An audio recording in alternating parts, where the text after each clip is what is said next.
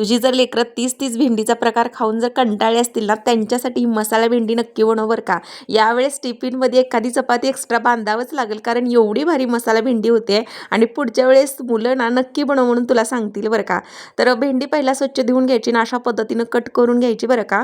छोटे-छोटे पीसेसमध्ये असे कट करायची, मधून एक चीर करायची म्हणजे खिडकी वगैरे असेल तर आपल्याला दिसून येते. त्याच्यानंतर का नाही एका कढईमध्ये थोडेसे शेंगदाणे, खोबरं, तीळ आणि धणे धणे टाकायचे आणि चांगलं खमंग भाजून घ्यायचं आणि ते थंड झाल्यानंतर मिक्सरच्या भांड्यामध्ये टाकायचं आणि त्याच्यामध्ये लाल मिरची, धणे पावडर, गरम मसाला, चवीपुरतं मीठ टाकायचं, चिमूटभर हळद टाकायची आणि त्याच्यानंतर अद्रक आणि मिरची टाकून चांगलं वाटून घ्यायचं. नंतर कढईमध्ये 2 ते 3 माप तेल टाकायचं, हळद, मीठ टाकून भेंडी चांगले खरपूस होईपर्यंत आपल्याला तळून घ्यायचे आणि त्याच कढईमध्ये जो मसाला आपण वाटलेला आहे तो टाकायचा, चांगला तळू द्यायचा आणि वरतून गरम पाणी टाकायचं. नंतर त्याला चांगलं रटरट शिजू द्यायचं, चवीपुरतं मीठ टाकायचं आणि तळलेली भेंडी सोडायची.